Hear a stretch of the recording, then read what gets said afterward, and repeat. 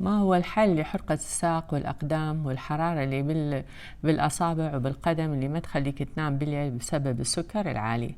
راح نبدي من العلاج أول شيء تريد شيء مؤقت، يعني حالا أنت متأذي وتريد تاخذ في شيء يقلل هذا الوجع. الأدوية اللي تنخذ إله هو الجابابنتين هو مسكن للألم الأعصاب.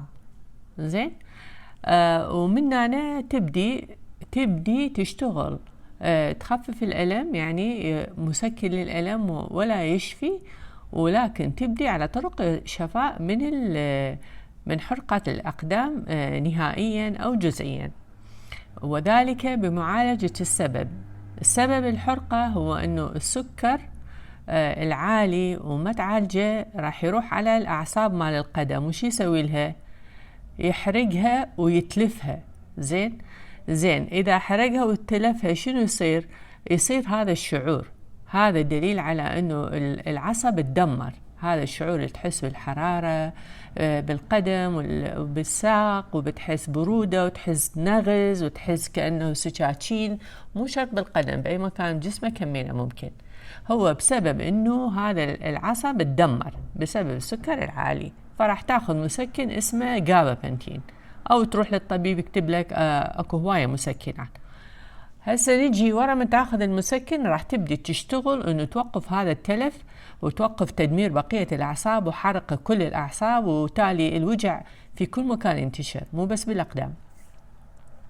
أول شيء تبدي تقلل خبز وحلويات ومعجنات، تاخذ دواء السكر مضبوط مثل ما الطبيب، بحيث ينزل مستوى السكر إلى المستوى الطبيعي. الصبح تقعد سكرك 73 إلى 124، ساعتين ما تاكل وساعتين ورا الأكل تفحص تلقي سكرك 73 إلى 160 كحد أعلى. هسه احنا سوينا توقفنا الحريق اللي داخل على الأعصاب ودا يتلف بيها.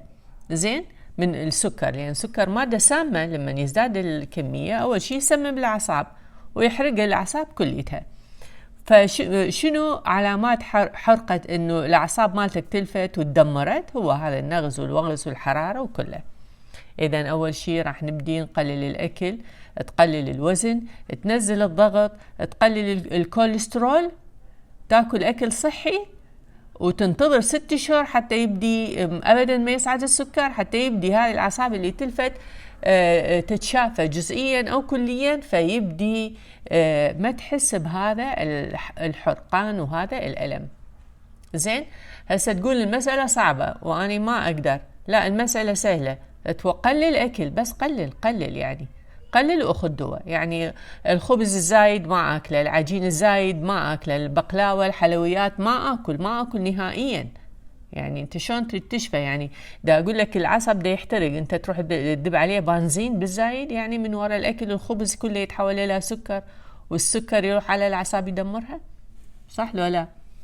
عصاير نهائيا ما اكل، ماي افضل مشروب، تاكل خضروات، تاكل فواكه بكميه مقبوله، تاكل الوجبات الغذائيه اللي هي بيها زلاطه، بيها مرقه، بيها قليل من الخبز او الرز، وبيها قليل من الفواكه، وتشرب شويه لبن، وتاكل لك قطعه لحم صغيره. زين، تقلل الدهن بالاكل، ولا تبدي بيه خطوه. يمكن تقول انا ما اقدر، تقول ما متعلم، وتروح تبدي تضعف، تنزل لك 5-10 كيلوات من وزنك الزايد تتخلص منه. وراها تعال قل لي شلون صارت أعصابك، وشلون بدأت تشفى، وشلون تحسنت أعصابك. صيدلانية جنان ومثقف سكري.